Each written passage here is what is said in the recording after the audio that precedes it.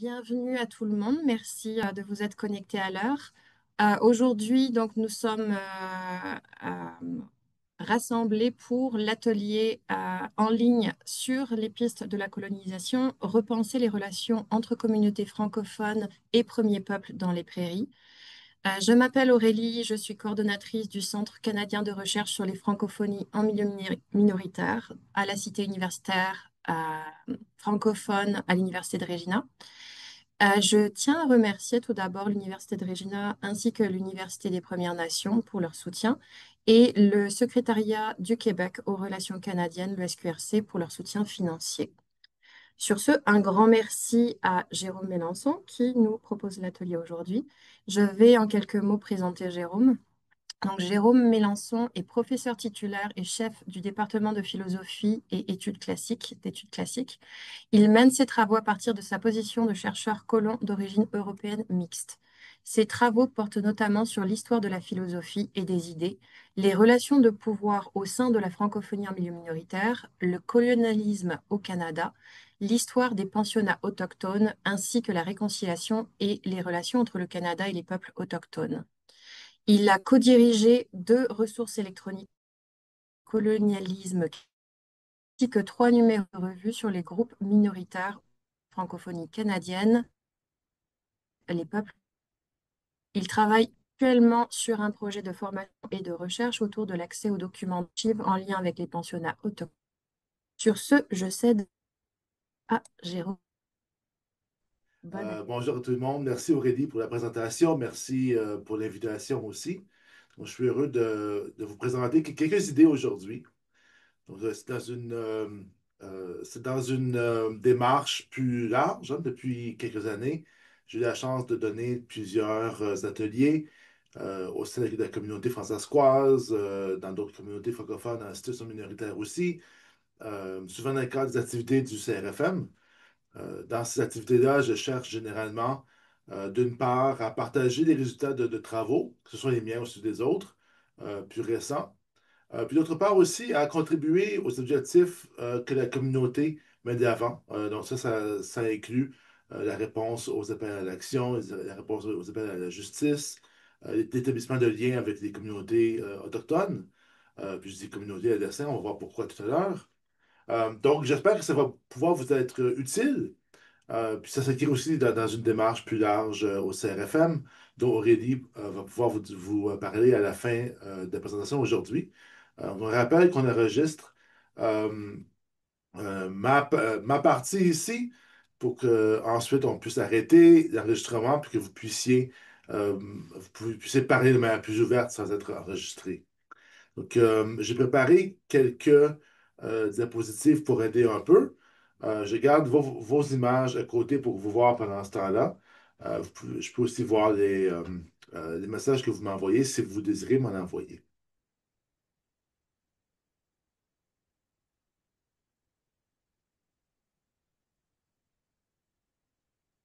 Alors, nous y voilà.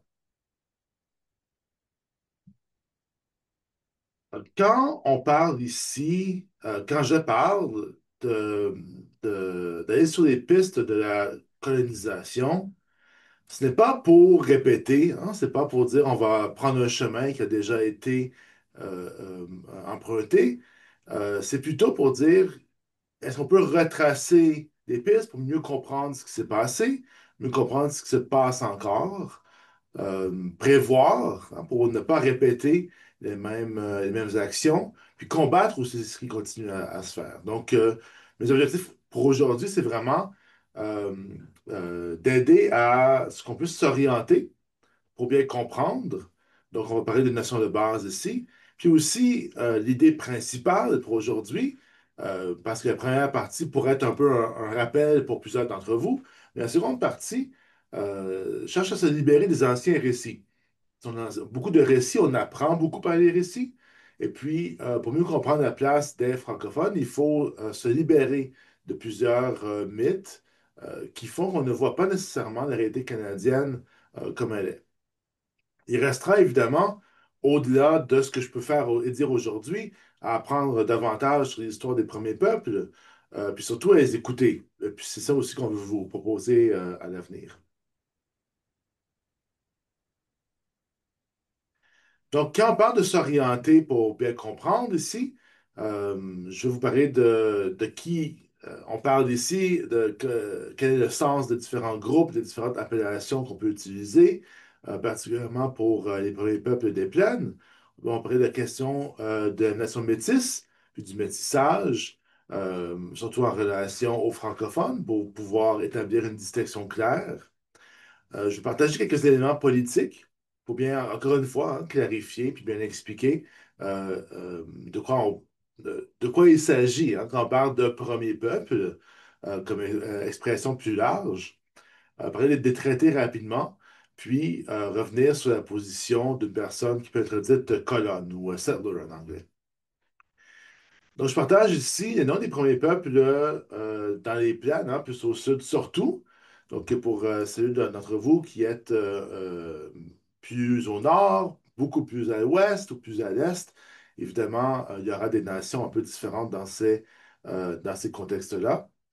Alors, quand on fait, par exemple, un énoncé de reconnaissance du territoire, de plus en plus, on veut utiliser les noms que les peuples se donnent eux-mêmes. La plupart de ces noms-là renvoient, en fait, au fait d'être un peuple ou même d'être être humain. Donc, ce sont des noms qui ne sont pas spécifiques, mais qui sont spécifiques à une langue, disons, pour bien se présenter. Alors, quand on parle de Nehiyawak, ça c'est au pluriel, hein? Nehiyaw, c'est au singulier. On parle d'écrire des plaines pour ceux qui viennent du Québec. Les peuples qui s'appellent Cri au Québec appartiennent à une branche différente de la même famille, beaucoup plus élargie. Alors, il y a très peu en commun à ce point-ci. Quand on parle des Anishinaabeg ou de Nakawak, c'est souvent ce qu'on appelle de manière euh, plus familière Saulteaux, ou même Ojibwe des Plaines quand on se porte vers le Manitoba. Puis encore une fois, entre les différents groupes, il y a des particularités linguistiques, culturelles aussi. Pour ceux qui viennent d'outre-mer, qui ont appris à connaître le Canada par le biais des livres et des BD, par exemple, ben, les peuples qu'on disait Sioux, en fait, eux-mêmes s'appellent Ochédé Secowén Oyate, donc le peuple des Conseils des Sept Feux, puis qu'on connaît souvent sous les noms de Dakota, Lakota et Nakoda. Vous avez ici aussi différents noms qui ont été donnés au fil du temps. Ensuite, les Pieds Noirs ou Blackfoot, hein, Blackfeet, Niitsitapi, qui est une confédération plus large qui inclut les Siksika, Kanak puis Piikani. Il y a aussi les Tsuut'ina qui sont plus proches de Calgary. Et puis les peuples Ani, Hidatsa, puis Apsaалooke qui occupaient le territoire avant que les autres peuples dont on parle ici se déplacent soit vers le nord, soit vers l'ouest, puis qui se trouvent encore à plusieurs endroits du territoire des plaines. Alors, quand on dit quand on reconnaît leur territoire, une des choses les plus importantes, c'est de reconnaître que le territoire n'a pas été cédé, que ça demeure leur territoire, que ce n'est pas un territoire traditionnel, mais qu'en fait, il n'y a pas eu d'entente pour céder le territoire au Canada. Alors, j'utilise ici plusieurs termes généraux ou plus précis aussi, dont je n'ai pas encore parlé des métiers ou métiers, qui ont aussi plusieurs noms autres que métier ou métier pour se désigner. Euh, je vais revenir dans un moment sur la différence entre être métis ou métis avec une lettre majuscule ou avec une lettre minuscule, être un peuple, être une personne métissée. On parle aussi au Canada du peuple Inuit. Donc, malgré ce que l'Office de la langue française au Québec peut nous dire, Inuit est un mot en langue inuktitut qui est déjà au pluriel. Inuk, c'est au singulier. Donc, ce serait en fait le peuple Inuk. Mais quand on dit aussi le peuple, ben, Inuit veut dire le peuple ou les gens. Donc, si on dit le peuple Inuk, on dit le peuple. Donc, ça fait un peu un problème. Alors, on peut dire simplement les Inuits. Euh, on a les Premières Nations qui sont un sous-groupe. Euh, Cette appellation-là vient d'une décision liée à la loi sur les Indiens. au statut que le gouvernement canadien reconnaît. Donc, pour être membre des Premières Nations, euh, euh, sous le terme Première Nation, il faut être reconnu par le gouvernement qui s'est donné le droit de décider de qui peut être citoyen ou non des Premières Nations. Tandis que quand on parle des premiers peuples ou peuples autochtones, on parle des peuples tels qu'ils se définissent eux-mêmes, puis dont, la manière dont ces peuples peuvent décider pour eux-mêmes du membership, hein, de leurs propres membres, qui peut être membre, puis comment ils se gouvernent. Alors, quand on parle des peuples autochtones au Canada, ou Aboriginal Peoples, au sens de la Constitution canadienne, on parle des Premières Nations, des Inuits et des Métis. Puis les premiers peuples, c'est un terme plus vaste qui ne dépend pas du cadre imposé par le gouvernement du Canada. Le fait pour un peuple d'être autochtone, d'être un premier peuple, c'est donc à la fois de vivre dans un État, une société qui est gouvernée par une majorité colonisatrice, puis aussi d'être un peuple qui est originaire de l'endroit qu'il habite, puis qui a développé ses manières d'être, d'agir, de connaître par rapport au territoire, pour vivre en harmonie avec ce territoire-là. Contrairement à l'Europe, par exemple, dont les cultures tendent à transformer le territoire plutôt que de s'y adapter. Donc, quand on parle de la nation métisse, il faut bien distinguer le fait d'être métissé. Donc, dans la francophonie, on parle beaucoup de métissage, et puis c'est une formule aussi très utile. On peut voir ça, par exemple, dans les gens qui s'inspirent du théoricien Édouard Glissant. Mais il faut bien voir ici qu'il y a une différence très importante. Donc, quand on parle de la nation métisse ou Métis Nation, on parle d'une personne métisse qui a au moins un parent métis aussi. Et ici, j'utilise les minuscules parce que je traite le mot métis comme toute autre appellation de peuple. Donc, on va être minuscule quand c'est un adjectif. Mais ça reste un peuple quand même. Donc, je garde le N à la nation pour bien marquer ça aussi. Alors, il y a l'idée ici que pour être métis, au sens de la nation métisse, du peuple métis, il faut avoir un parent qui est métis ou qui est métis de la même manière. Donc, c'est avoir la citoyenneté métisse, c'est retracer des liens familiaux au réseau qui sont liés à la colonie de la Rivière-Rouge. Ce qui peut dire aussi vouloir dire que dans le nord de la Saskatchewan, par exemple, on peut n'avoir aucun ancêtre qui est originaire de Rivière-Rouge, mais fait partie de communautés qui ont toujours été liées à la Rivière-Rouge. Donc, il peut aussi y avoir une décentralisation par rapport à la Rivière-Rouge qui maintient l'idée de réseau de relations où les gens se reconnaissent, s'entre-reconnaissent comme faisant partie de même peuple, puis sont reconnus aussi par les peuples autochtones, les autres peuples autochtones, comme étant des peuples originaires du territoire ici. Donc, la différence entre être métissé, hein, plutôt, être une personne métisse, avec un M minuscule tout le temps, c'est vraiment d'avoir deux parents d'origine différente. Euh, donc, techniquement parlant, une personne qui a un parent blanc, un parent métis et aussi métissé, on peut être les deux à la fois, mais c'est un terme dont on se sert de manière beaucoup plus large pour toute personne qui a deux parents d'origine différente. Il faut marquer qu'il y a beaucoup d'organisations qui existent désormais qui se positionnent comme métis de manière frauduleuse, donc sans lien avec les communautés historiques, qui n'arrivent pas à passer le test qui est lui-même fait problème, hein, qui est le test décidé par la Cour suprême du Canada. Euh, euh, mais qui au moins pose des balises essentielles, puis n'arrive même pas à répondre à ce test-là. Donc, c'est important de voir qu'il y a des communautés qui existent depuis très longtemps, puis qu'il y a aussi des questions diplomatiques, puis que c'est à la nation métisse, aux nations métisses, à leurs organismes, puis à elles aussi en tant qu'ensemble de communautés, de décider de qui peut être vu comme métis ou non, et c'est pas au gouvernement de faire. Il y a de plus en plus la tendance dans certains groupes à se nommer comme Michif, hein, par rapport à la manière de prononcer le mot humain ici, dans la langue métisse. Donc, quand on parle des premiers peuples, on parle avant tout de certaines questions politiques aussi. Donc, on parle d'un droit à l'autodétermination qui a toujours été là, une capacité qui a toujours été là aussi, même si le gouvernement a tenté de la détruire. Donc, on a des structures maintenues en parallèle au conseil de bande qui, eux, dépendent du gouvernement fédéral. Mais ces structures sont toujours en place, puis permettent une autodétermination aussi.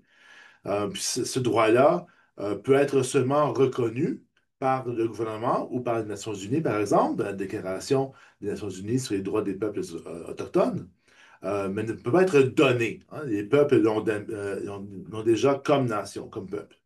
Même chose pour la souveraineté qui doit être comprise non pas selon le modèle européen, le modèle d'un État-nation, mais plutôt conçu à une échelle plus locale, là où la souveraineté est exercée euh, selon différentes formes de consensus puis de délégation d'autorité.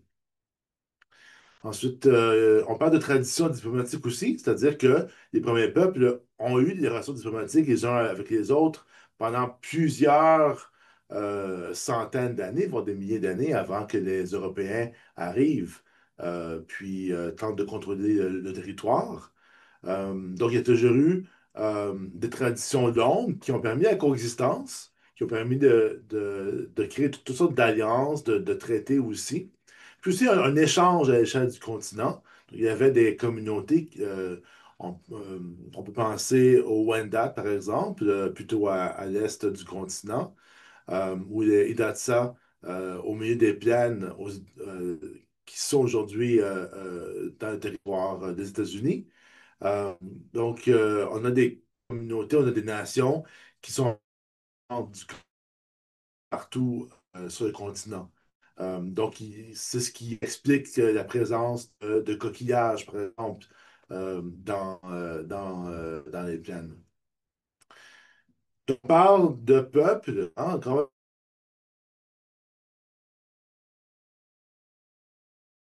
avec le c'est important de le marquer, parce qu'on a une relation diplomatique avec le Canada, et non pas des communautés comme les francophones et les formes.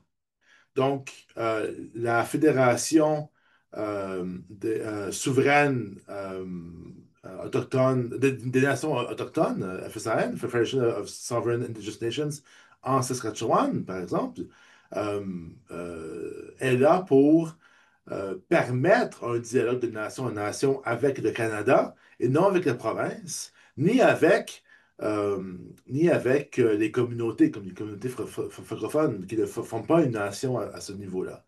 De même manière, euh, chaque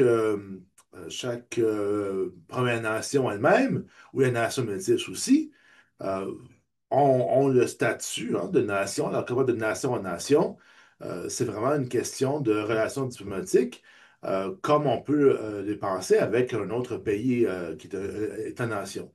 Donc, si l'ACF n'est pas un équivalent politique de FSIN, mais disons un organisme vraiment communautaire, ça n'empêche pas l'ACF, comme les autres organismes français-squad, de collaborer avec les organismes autochtones. On peut avoir, et on a eu parfois, des relations, des collaborations entre des organismes autochtones et français-squats. Il n'y a rien qui n'empêche ça, évidemment. Mais il faut juste se rappeler que l'existence politique de chaque Première Nation n'est pas équivalente à l'existence des communautés françaisoises. C'est un statut différent. Tout ça entre sous le contexte des traités. Ça, c'est comme un contexte commun pour tout le monde. Quand on dit nous sommes tous touchés par les traités, ou en anglais, we are all treaty people, nous sommes tous des gens des traités, euh, on passe un peu à côté du fait que la nation métisse n'a pas pu signer le traité. Il y a eu la question du script, plutôt l'institution du script on a donné des terres de manière individuelle, puis de manière à pouvoir les reprendre autant que possible aussi. Malheureusement, je n'aurai pas le temps de tout discuter de ça aujourd'hui. Puis il y a aussi plusieurs Premières Nations, plusieurs premiers peuples qui n'ont pas signé des traités. Il faut faire attention aussi avec cette expression-là, qui est correcte dans ce qu'elle veut dire, c'est-à-dire que les traités nous touchent toutes et tous. Alors, au départ, les traités numérotés, par exemple, ici, à Regina, je me trouve sur le territoire du traité numéro 4, qui a été signé en 1874, signé et surtout négocié. À Saskatoon, puis plus au nord, vous trouvez sur le territoire du traité numéro 6, qui date de 1876. On a des traités qui visaient à coexister, à partager le territoire, mais jamais à donner ou à vendre le territoire, ni la gestion des ressources au Canada. Ça n'a pas été discuté ou même demandé. Il n'y a pas été question de traiter que les peuples autochtones, que les premiers peuples deviennent de manière individuelle, hein, que les membres des premiers peuples deviennent des sujets britanniques, qui soient tenus d'obéir aux lois canadiennes. C'est-à-dire que les personnes autochtones, les membres ou citoyens et citoyennes individuels des premiers peuples, devaient continuer de vivre sous leurs lois. On a un problème essentiel ici, hein, déjà dans la manière dont ça a été mené au Canada. Ensuite, on parle aussi d'entraide mutuelle. Il y avait l'idée que les colons et colonnes qui viendraient s'établir avaient besoin d'agriculture, avaient besoin d'espace, que le Canada, surtout la RAN, avait besoin, et les premiers peuples avaient aussi besoin d'un soutien suite à plusieurs épidémies, des épidémies qui ont causé des dégâts inimaginables dans les communautés autochtones, parce que les enfants et les aînés sont ceux qui ont été les plus touchés. Donc, le passé et l'avenir, toutes les connaissances, tout savoir-faire qui est disparu comme ça. En plus des famines se sont développées un peu d'elles-mêmes à cause de certains facteurs météorologiques, mais surtout ont sorti de la place limitée donnée au premier peuple dans l'économie du Canada, puis aussi au génocide des Bisons, qui a détruit toute la base de l'économie des premiers peuples des plaines. Il y avait tout ça, ça a été en fait instrumentalisé. Le premier ministre Johnny MacDonald refusait de laisser les Premières Nations signer un traité, à moins de se déplacer, à moins de pouvoir vivre sur une réserve, un endroit qu'elle choisirait, mais qui était souvent déplacé de nouveau par la suite. Même chose pour le fait d'offrir des vaccins. On devait seulement signer un traité, puis euh, suivre les directives du gouvernement et se déplacer vers le lieu désigné. Les épidémies et la famine ont été instrumentalisées pour empêcher la résistance des premiers peuples, puis pour je dirais pas forcer, mais les pousser avec une certaine dose de coercion à signer les traités. Il faut dire aussi, on voit ça par exemple dans le livre de Jim Daschuk, la description des Indiens des Plaines. Dans le livre de Sheldon Kozlowski, No Surrender, The Land Remains Indigenous, pardon, on voit que le Canada a en fait négocié de mauvaise foi au niveau des traités, c'est-à-dire qu'il a caché l'essentiel. Pour lui, l'essentiel, hein, pour le gouvernement canadien, c'était d'obtenir des terres. On voit des directives, on voit les journaux aussi qui montrent que on, les commissionnaires au traité ne disaient rien par rapport à la cession du territoire. Ça a été ajouté par la suite par écrit. Ce qui a été signé, mais ça ne pouvait pas être lu par les gens qui étaient présents, parce que c'était en anglais. Ensuite, Le Canada a fait des promesses qui n'ont pas été écrites, euh, donc qui n'ont évidemment pas été tenues aussi. Et puis, on parle par exemple de fait de pouvoir continuer à vivre sous les mêmes lois. Puis on parle aussi de même pas respecter la lettre des traités écrits. Donc, au fil des années, même aujourd'hui, quand on entend parler des règlements pour le territoire, pour ce qu'on appelle en anglais cause and clause, tout ça, c'est parce qu'il y a eu des ententes, notamment dans les traités, mais aussi ailleurs, que le gouvernement n'a pas respecté, l'argent qui n'a pas été donné, un soutien médical ou éducatif ou agriculturel qui n'a pas été donné là où ça a été promis. Donc, on a ici un contexte commun, mais on ne peut pas s'en tenir à ce qui a été écrit parce qu'il y a beaucoup de choses qui dépassent ce contexte-là aussi. Parlons enfin de ce qu'est le colonialisme, parce que c'est de ce qu'il s'agit quand même aujourd'hui. Donc, on parle d'un système qui permet à un peuple de contrôler le territoire et les ressources d'un autre. Donc, le peuple canadien est un peuple allochtone. Ses origines, tant ancestrales que culturelles, se trouvent ailleurs, même s'il y a eu évidemment une transformation importante au fil de plusieurs décennies, voire de siècles. On parle, quand on dit une personne allochtone, hein, c'est simplement une personne non autochtone, ce qui est différent d'une personne colonne ou un colon. Donc, un colon, c'est une personne que le colonialisme utilise et emploie pour asseoir ses revendications à la souveraineté, à qui le colonialisme bénéficie. Pour être colon ou colonne, on n'a pas à être conscient du rôle qu'on joue. On est quand même instrumentalisé. On n'est pas des victimes, mais on n'est pas non plus colonisateur ou colonisatrice. Donc, colon, colonne, ça renvoie à settler et non pas à colonizer. On a ici une distinction importante pour moi parce qu'il y a des gens qui ont le pouvoir de prendre des décisions au niveau social, politique, économique, qui se trouvent dans les trois grandes institutions qui ont fondé le Canada comme pays colonisateur, donc le gouvernement, les églises qui ont joué un rôle majoritaire, majeur ici, puis aussi les grandes compagnies à la charte. Aujourd'hui, les grandes compagnies, surtout d'exploitation des ressources naturelles, comme les compagnies à charte exploitaient des ressources naturelles au moment de la traite des fourrures.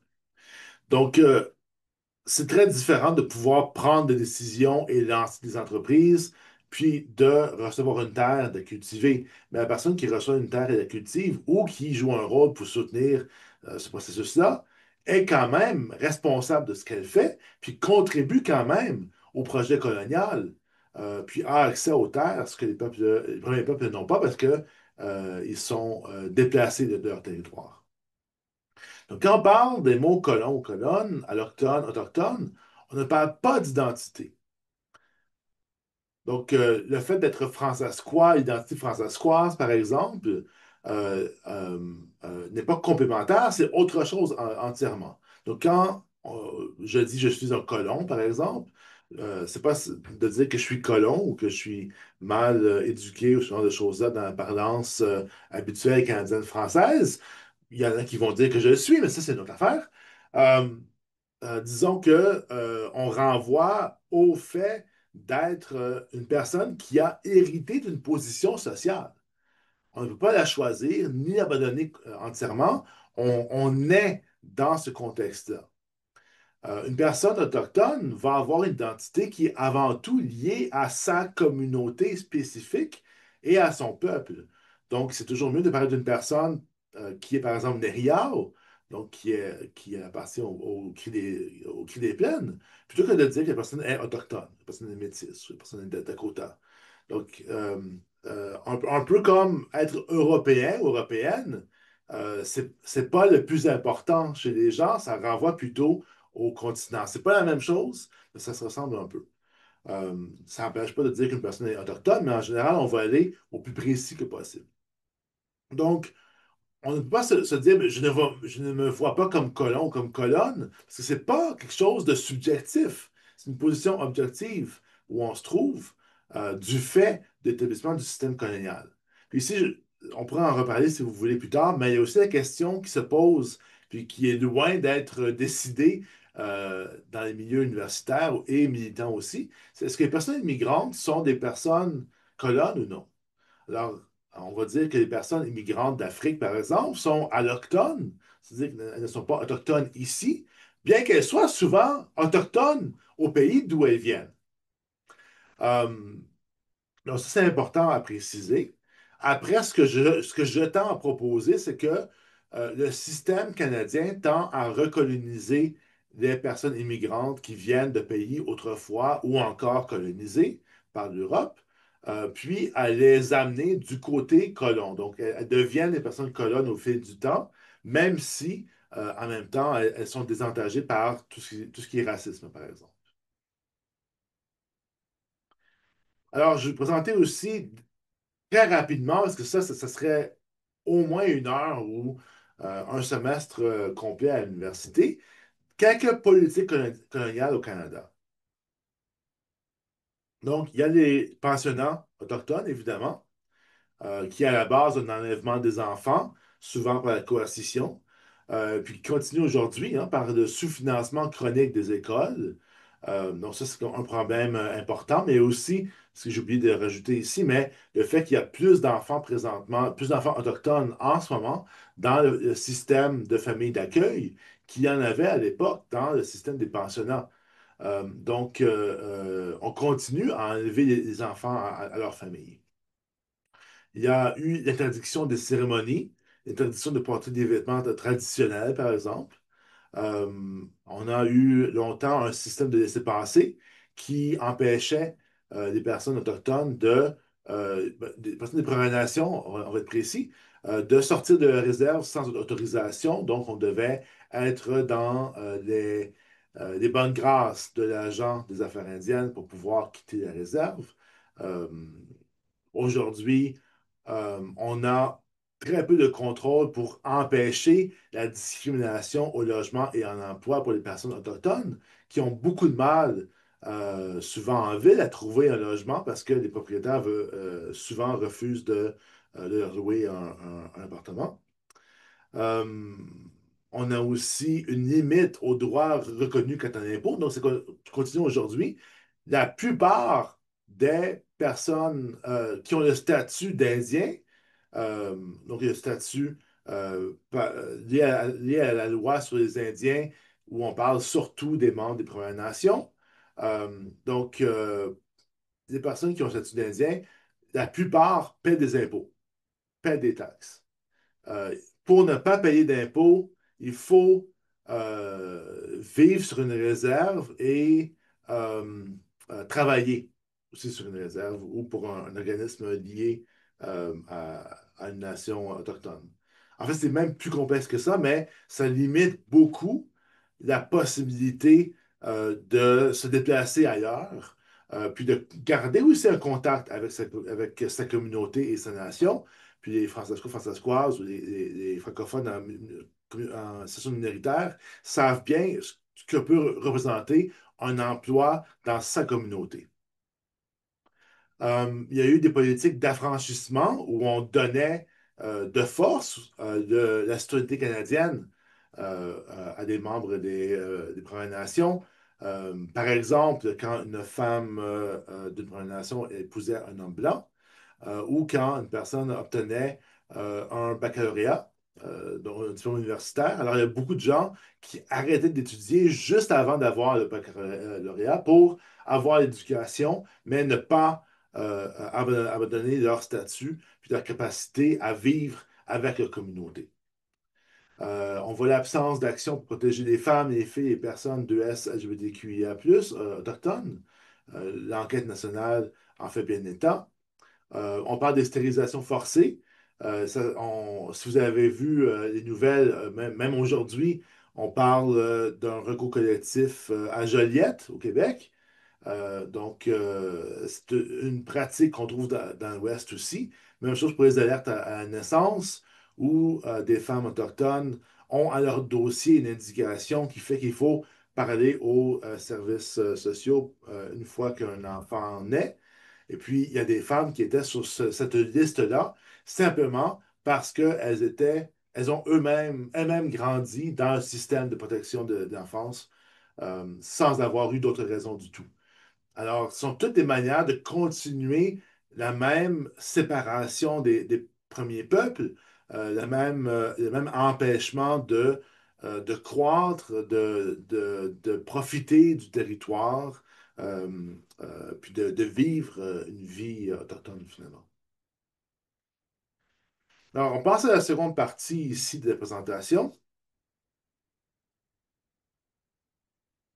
Je vais parler au on ou au nous, me plaçant moi-même comme francophone dans l'Ouest canadien. Je suis dans l'Ouest depuis plus longtemps que j'ai jamais vécu au Québec. Donc, je suis beaucoup plus de l'Ouest que je suis du Québec désormais.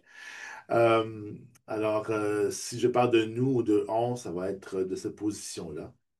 On va parler de cette position du projet catholique au Canada, du projet canadien, des relations entre métis et francophones, puis des termes colonisation et immigration. Puis tout ça, ça renvoie à des travaux que j'ai faits dans les dernières années. Donc, si vous avez assisté à mes présentations par le passé, ça vous est un peu familier.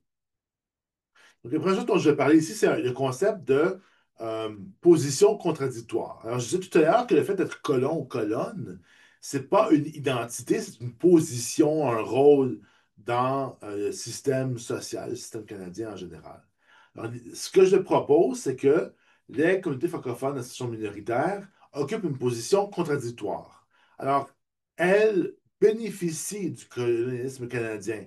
Elles se trouvent dans une situation de domination eu égard au premier peuple, puis aux personnes qui émigrent au Canada. Quand on parle à des personnes des premiers peuples de la situation des francophones, en général, nous sommes vus comme des colonisateurs, comme des colonisatrices. Puis c'est pas parce qu'il y a un malentendu ou un manque de connaissances, c'est parce que c'est le rôle principal qu'on a joué. Je vais revenir sur mes arguments pour ça dans un moment. Ce qui n'empêche pas que les communautés francophones ont dû et doivent lutter pour obtenir, pour maintenir une reconnaissance et un soutien. Ça nous renvoie à un conflit des impérialismes au Canada. En général, quand deux empires sont en guerre, puis qu'un des empires gagne, puis obtient une partie du territoire de l'autre, les populations qui se trouvent sur cette partie-là du territoire ne sont pas dans une bonne situation. Alors, les francophones, les Canadiens français, Québécois aussi beaucoup, ont utilisé l'idée du colonialisme, hein, on va dire qu'on a été colonisé. Ça a été très, très populaire dans les années 60, par exemple. On connaît la chanson de La Route du Gué, mais il y a aussi euh, un groupe d'intellectuels qui avait invité le philosophe Albert Memmi, d'origine tunisienne, à venir parler du colonialisme. Il y avait un livre qui s'intitulait Portrait du colonisé. Puis ils lui ont proposé de déclarer que les Québécoises étaient colonisés. Puis il n'a pas voulu, il était très mal à l'aise par rapport à ça. Il a dit, il y a des inégalités, il y a un problème ici, mais il faut voir la position que vous occupez, en fait, par rapport au premier peuple, qui n'est pas qui est une position dominante, où vous continuez la colonisation. Donc, je trouve que c'est important de se défaire de l'idée, un, que la France ou le Canada français aurait été moins brutal que l'Angleterre. Ce que je dirais, c'est que la France n'a pas eu le temps de le faire ici. Si on compare aux mêmes époques, ça se ressemble beaucoup. Si on compare ce que la France a fait ailleurs, au même moment que tout ce dont on parle ici, les politiques dont je parlais, la France faisait les mêmes choses dans ses colonies un peu partout dans le monde. Il faut faire attention à ces mythes-là. Puis l'autre mythe, c'est justement que les Canadiens français auraient été colonisés. Donc, moi, je préfère dire que elle bénéficie surtout du colonialisme, même si le colonialisme a été créé d'une telle manière à limiter l'accès des francophones au Canada à une position complètement dominante. Alors, je vais faire la distinction ici. Les contradictions sont là. Parce que d'un côté, les francophones, ce qu'on appelle aujourd'hui francophones, mais les communautés canadiennes françaises, ont eu accès à la possession de la terre, tandis que les Premières Nations ont été déplacées, puis ne pouvaient pas avoir accès à la terre. Quand leur agriculture fonctionnait bien, le gouvernement s'arrangeait pour détruire ce qui se passait. Faut pas oublier que quand même, les politiques d'immigration ont fait que les immigrants d'origine européenne qui parlaient français ou qui étaient catholiques ont été dispersés partout sur les territoires pour empêcher de créer de grands ensembles francophones. Donc, il y a eu accès à la terre, mais pas la possibilité de créer des communautés très fortes, ce qui explique la situation dans la plupart de Saskatchewan et de l'Alberta. Il y a eu un soutien de la part du clergé pour la langue, la culture, la religion et des institutions pour ça, mais dans une lutte constante, évidemment. Ça n'a jamais été simplement donné. Il y a dû avoir une lutte pour que ça puisse avoir lieu. J'aimerais aussi rappeler que on parle beaucoup de l'interdiction d'enseignement en français. Ça touchait toutes les langues. Hein. Dans les villages où la majorité était d'origine allemande, l'enseignement qui se faisait en allemand, pas en français ni en anglais. Donc, le gouvernement canadien a voulu forcer l'anglais sur toutes les communautés. Donc, ça visait beaucoup les francophones, mais pas nécessairement spécifiquement les francophones, les Canadiens français. Euh, Malgré les limites, l'absence de contrôle du système d'éducation jusqu'à il y a quelques décennies, malgré le fait que l'enseignement en français ne pouvait pas avoir lieu sauf hors des heures normales ou avec un nombre d'heures limité. C'était quand même une éducation de type européen. Il n'y avait pas de grande différence entre le contenu et la manière d'enseigner. C'était beaucoup le fait de pouvoir le faire en français qui était différente. Les francophones ont pu toujours vivre en famille, en communauté, éventuellement ont pu avoir accès à un financement quand même important de la part du gouvernement fédéral, toutes nos feuilles de route. Euh, puis, euh, ça n'empêche pas que les familles, les communautés souffrent beaucoup de l'attrait des villes, des grands centres francophones aussi, puis qu'il y a toujours eu une immigration des Canadiens français, puis aujourd'hui des francophones, vers les grands centres francophones, même à l'intérieur du Canada, du fait de l'absence de centres francophones dans l'Ouest, par exemple.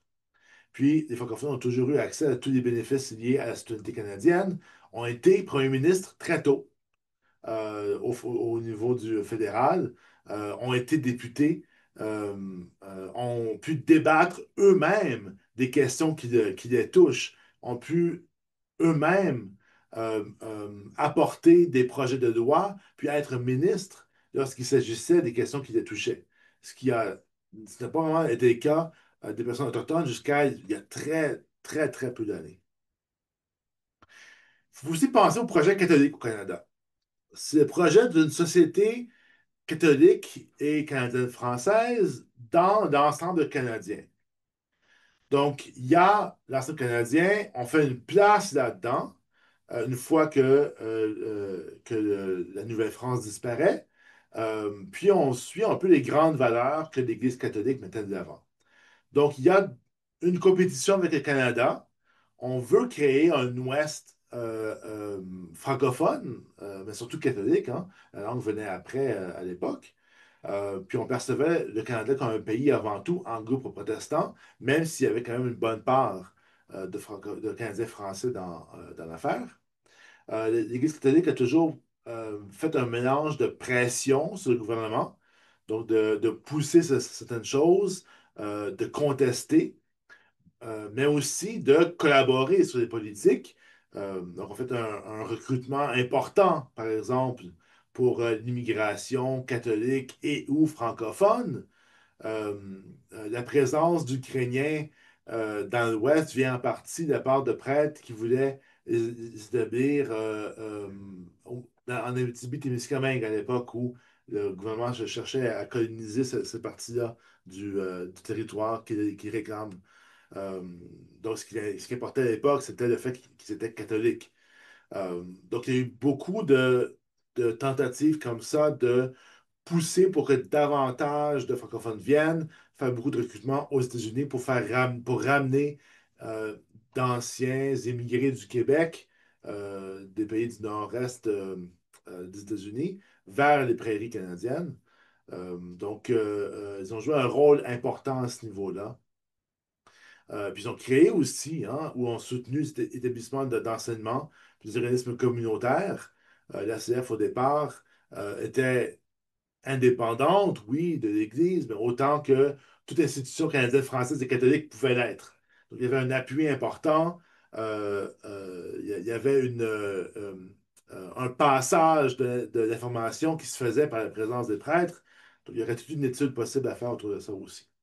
Puis, il ne faut pas oublier que l'Église catholique a joué un rôle central dans la création même du système des pensionnats. Alors, je vais me tourner vers cette question-là maintenant. Parce que les pensionnats catholiques ont souvent été créés sans financement fédéral, avant qu'il y ait un financement fédéral ou après. Il y en a eu un au Québec dans les années 1930, par exemple. Euh, mais le personnel de l'île à la Crosse ou à la Crosse, si vous allez voir dans les nouvelles pour cette semaine, on est le 9 octobre aujourd'hui, alors dans les jours un peu avant ça, on parle des excuses du premier ministre de Saskatchewan, Scott Moe, pour le personnel de l'île à la Crosse. Ça a été créé par les catholiques longtemps avant qu'il y ait un système qui date vraiment des années 1880. Puis lorsque ce système-là est vraiment créé, notamment avec les pensionnats à Lebret, hein, celui de Capel, ou à High River de Saint-Joseph, juste au sud de Calgary, par les pères Huguenot et Lacombe. Vous connaissez bien le nom Lacombe, j'imagine. On le voit un petit peu partout. Mais le fait que ces pensionnats-là aient pu être créés, ça vient du fait que Lacombe, Grandin, Taché avaient proposé un plan au gouvernement fédéral. D'où le fait que deux des trois premiers pensionnats aient été catholiques. L'autre était à Battleford. Donc, on n'a pas entendu le fédéral, on n'a pas entendu le financement, on n'a pas entendu est-ce qu'il y ait un, euh, un système ou des structures pour le faire, ou même une demande. On a demandé au fédéral de pouvoir le faire et d'être financé, mais l'Église catholique a commencé avant ça. Or, au total, de tous les pensionnats reconnus par le gouvernement du Canada, 60%, un peu plus de 60% même, étaient catholiques. Alors, beaucoup plus d'externats, ce qu'on appelle en anglais des day schools, d'autres pensionnats qui ne sont pas financés de la même manière, donc appartiennent pas au même règlement, tout ça, existaient aussi, puis étaient catholiques. Des années 50-60, l'Église catholique a lutté pour maintenir les pensionnats en place, puis maintenir le contrôle sur l'éducation au sein des pensionnats. Au moment de la commission de vérité et réconciliation au CVR, l'Église a refusé de coopérer, éventuellement a accepté de donner ses documents, par exemple, mais ne l'a pas fait avant très récemment, puis continue à le faire de manière très lente. Puis n'a pas, l'Église catholique n'a pas non plus déboursé l'argent qu'elle devait aux victimes des pensionnats. Le gouvernement a dit que le peu d'argent qui a été dépensé était suffisant. Puis en fait, cet argent-là avait été dépensé pour payer des gens qui faisaient une levée de fonds, qui iraient chercher l'argent dans les communautés catholiques pour payer ce qui relevait de l'Église catholique dans la convention relative aux pensionnats. Donc, il y a un refus de coopérer à ce niveau-là qui, qui est de moins en moins grand, qui tend à être centralisé. Il faut dire que d'un évêque à l'autre, ça va changer beaucoup. Il faut reconnaître ça aussi. Puis il y a aussi le fait que le pape a présenté des excuses, mais qui a dit en fait que des prêtres individuels ou des membres individuels du clergé, donc des sœurs aussi, ont participé à l'entreprise de colonisation, à l'entreprise des pensionnats du gouvernement canadien. Donc, le seul tort de l'Église, c'est que certains de ses membres ont participé à un système canadien. Tandis qu'en fait, le système canadien n'a pu être mis en place que parce que les bases avaient déjà été jetées par l'Église catholique, puis d'autres églises. Puis il faut voir aussi, j'avais fait une présentation là-dessus il y a pas trop longtemps. Euh, Véronique Miro en avait parlé aussi. Il y a des liens étroits entre les pensionnats et les externats aussi, puis les communautés francophones. Il y avait beaucoup de Canadiens français, de communautés qui deviendront éventuellement françaises, qui travaillaient dans les pensionnats, qui vendaient ou qui achetaient des denrées aux pensionnats. Donc, c'était imbriqué dans les communautés francophones. Alors, un des axes de recherche en ce moment, c'est pour moi de bien montrer comment ça se passait. N'étant pas historien, évidemment, je prends mon temps. Parlons rapidement du projet canadien dans lequel le projet catholique s'inscrit. On parle de création d'une nation canadienne. Donc, une nation, une langue, une religion. Euh, donc, le contexte catholique vient se buter à ça, puis résister contre ça, tout en imposant l'idée de deux nations, deux langues, deux religions. Donc, des compromis biculturels, bilingues, reprend la même idée euh, à la création de la nation canadienne par rapport au premier peuple. Le Canada s'approprie le territoire pour se protéger contre les États-Unis, euh, cherche à avoir une certitude à offrir aux compagnies qui viendront investir, puis déplace les peuples autochtones. Puis on parle aussi d'un génocide dans ce projet-là. Donc, il y a trois parties euh, de la définition de génocide. Au moment de l'écriture, de la rédaction de la Convention sur le génocide aux Nations Unies, il devait y avoir l'idée de génocide biologique qui vise la capacité de se reproduire et de passer le statut aux enfants, par exemple, ce qui est très difficile en ce moment, à moins d'avoir deux personnes qui ont le statut indien, euh, ou le fait de tuer les enfants, de stériliser les femmes, ce genre de choses-là aussi, ou d'enlever les enfants pour les placer pour de bon dans des familles de notre groupe. Il y a aussi le génocide physique qui s'en prend aux conditions de vie, à l'absence de soins minimaux, puis aux tueries aussi. Puis aussi l'idée de génocide culturel, donc l'assimilation en général, les pensionnats eux-mêmes, tout ça. Et puis, le Canada a refusé de signer la déclaration sur le génocide, à moins qu'on enlève le génocide culturel de la définition. Alors, quand la Commission de vérité et de réconciliation parle de génocide culturel, elle renvoie à ce moment-là. Elle renvoie au moment où on a défini au niveau des Nations Unies le génocide comme seulement biologique et physique, et non pas culturel, parce que le Canada, qui, dans les années 40, continuait à mener, à mener les mêmes génocides, par exemple, par le biais des pensionnats, s'opposait à ce que ça soit dans la définition pour ne pas qu'il puisse être poursuivi sous cette loi-là. Donc, euh, quand on parle de génocide, on n'est pas tenu de se limiter à la définition donnée par la Convention des Nations Unies sur le génocide. Évidemment, si ce n'est pas dans la Convention, on ne peut pas traduire un pays devant la Cour internationale de justice. On s'entend là-dessus. Mais ça ne veut pas dire qu'on ne peut pas parler de génocide pour autant. Il y a eu longtemps et continue d'avoir des liens entre les métis et les francophones. Euh, il faut se rappeler qu'au départ, il y a toujours eu une distance entre les communautés métisses et les communautés canadiennes françaises, que les communautés métisses se voyaient comme différentes, comme appartenant à la nation métisse, et non pas comme d'abord canadienne française. Le fait de parler français n'était pas un marqueur identitaire, c'était souvent une langue qui était parlée comme plusieurs autres dans la région.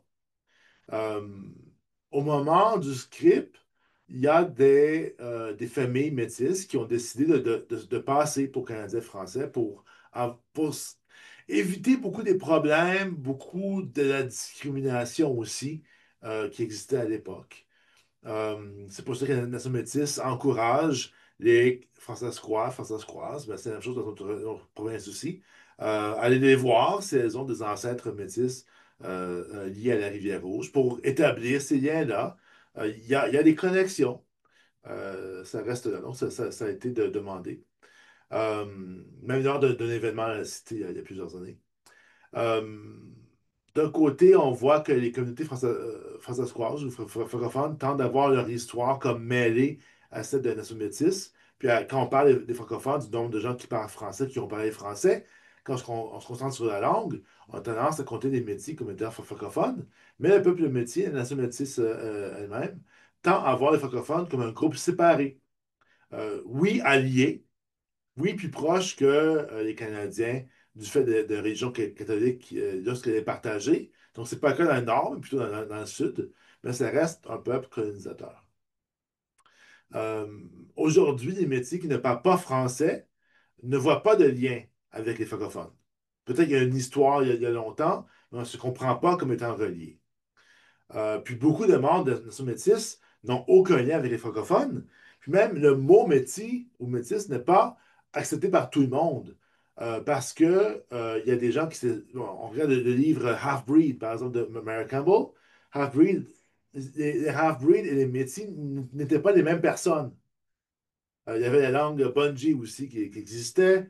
Il y a eu beaucoup, beaucoup de langues différentes, hein, à différents moments. Donc, faut pas mettre les métis tous sous une même coupe, puis surtout pas sous la coupe canadienne, française ou francophone. Les liens ancestraux de parenté, tout ça, ne sont pas suffisants pour créer des relations ou pour effacer le fait que les francophones ont, dans plusieurs des récits par des personnes métisses, été colonisateurs, ont été aussi racistes, ont discriminé autant euh, que les anglophones. Je pense que c'est une des dernières choses dont je vais parler aujourd'hui. Comment on est passé de la colonisation à l'immigration, parce que je veux quand même aider les personnes qui ne sont pas nées au Canada à se placer dans ce contexte-là. Donc, pour moi, j'ai fait par le passé aussi dans mon travail auprès de la CAFS, ou quand je parle d'immigration en général, je fais toujours une différence entre l'immigration européenne et non européenne.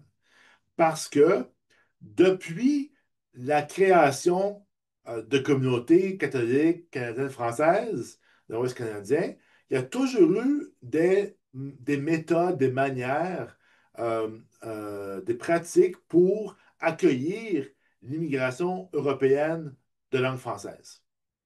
Les Belges, les Français, les Suisses venaient dans les communautés dans l'Ouest, puis ça se passait assez bien. Les gens savaient comment accueillir cette immigration-là.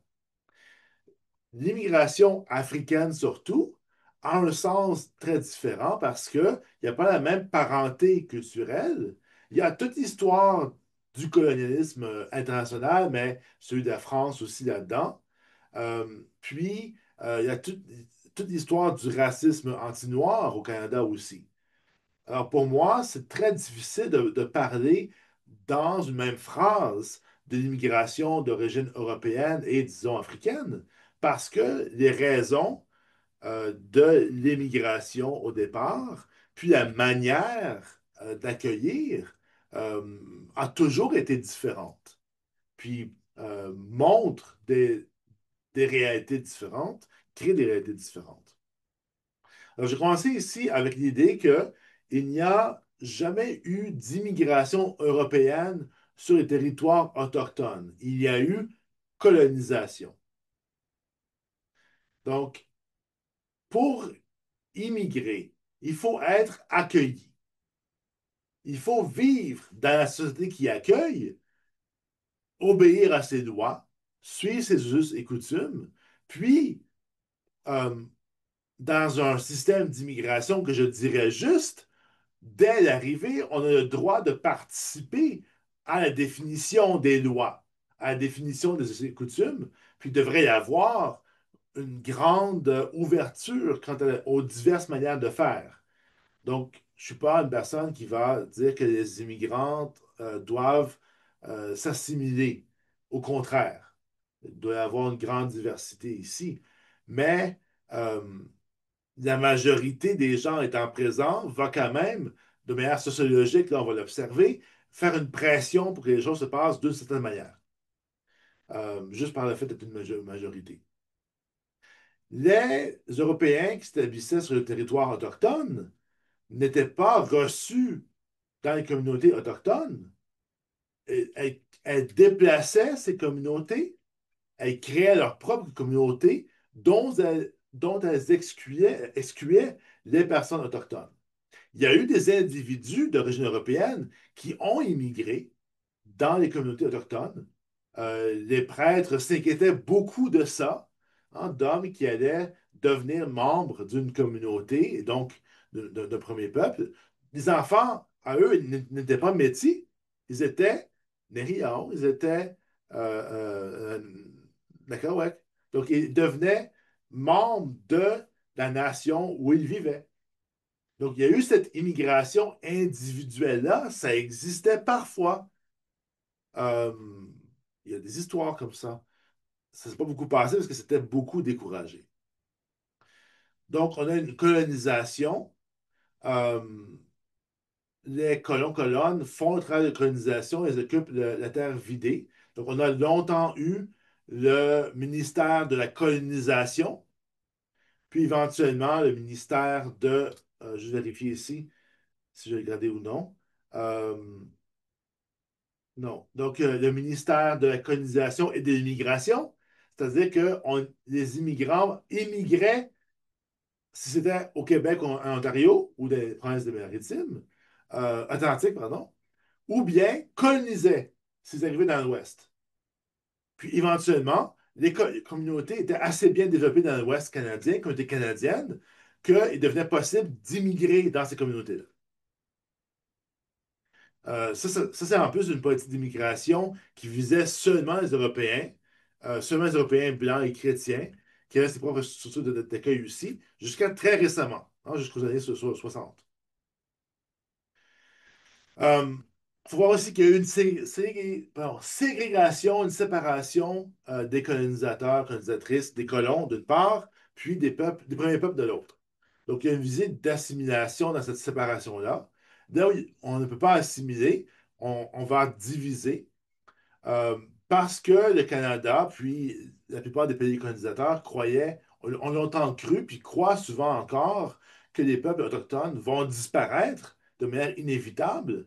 Euh, on va chercher à laisser les dernières décennies, hein, de vie d'une nation, je dis ça de manière ironique évidemment, on va les laisser vivre ensemble, puis on va sauver les enfants si possible. Donc, on a ici une politique génocidaire, hein, qui veut exterminer, puis qui voit la disparition des peuples autochtones comme inévitable d'une manière ou d'une autre pour justifier ces actions-là.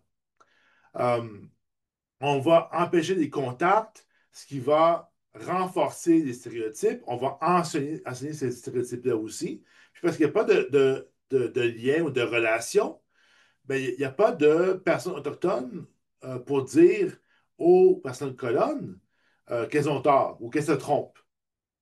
On ne peut pas répondre de nos actes comme ça.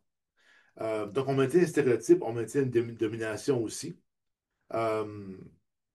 Euh, puis, on va, comme ça, maintenir tout l'imaginaire d'une assimilation qui serait une bonne chose, finalement, mais qui, évidemment, n'est pas. Donc, on doit faire des relations parce que, justement, encore aujourd'hui, on se connaît très peu, malgré les ouvertures des peuples autochtones, puis malgré une volonté qui est souvent affichée et dite, mais qu'on a du mal à faire suivre d'actes concrets de la part des colons, des colonnes. Alors, à retenir pour ce que j'ai dit aujourd'hui, mais d'abord, pour créer des relations, il faut commencer par écouter plutôt que de s'expliquer. Donc, c'est pas, quand je dis qu'une personne est colonne, je ne dis pas qu'elle est coupable ou qu'elle a à s'excuser ou s'expliquer pour ce que ses ancêtres, parents ou gouvernements ont fait. Il faut écouter ce qu'on nous dit. Reconnaître ensuite que les premiers peuples détiennent une partie de l'histoire des francophones que nous avons cherché à oublier. On a parlé ouvertement longtemps des pensionnats. On a cessé d'en parler lorsqu'on est devenu un pays d'égalité, de liberté et tout ça, de multiculturalisme. Euh, Puis on s'est forcé à oublier cette histoire-là. Ben, il faut reconnaître qu'on a caché ou enseveli une partie de notre histoire que les premiers peuples ont, puis dont ils se souviennent. Puis que quand les premiers peuples nous parlent de cette histoire-là, que nous ne reconnaissons pas, ce n'est pas parce qu'elles ont tort, mais parce que nous n'avons pas voulu la voir. Euh, Rappeler aussi que la position des premiers peuples n'est pas comparable à celle des francophones, qui demeurent privilégiés puis bénéficient beaucoup plus du colonialisme qu'ils en souffrent. Reconnaître aussi que le colonialisme continue aujourd'hui. Les mêmes buts sont visés par de nouvelles politiques. Rappelez aussi que, suivant Frantz Fanon, mais beaucoup d'autres penseurs aussi, puis chercheurs, chercheuses, le racisme, c'est pas simplement un préjugé. On ne peut pas simplement éduquer le monde. Euh, le racisme euh, euh, se développe pour justifier le colonialisme, puis justifier la domination d'un peuple sur un autre. Donc, tous les stéréotypes qu'on connaît existent pour justifier pourquoi le gouvernement canadien devrait s'occuper des Premières Nations, puis les dominer. Puis enfin, la manière de créer des relations et de les maintenir diffère d'une culture à l'autre, diffère chez les francophones et chez les premiers peuples. Puis c'est en partie ce dont on va parler dans les activités qui vont suivre. Alors, on va même maintenant passer à vos questions. Je n'ai pas trop dépassé le temps, ça va?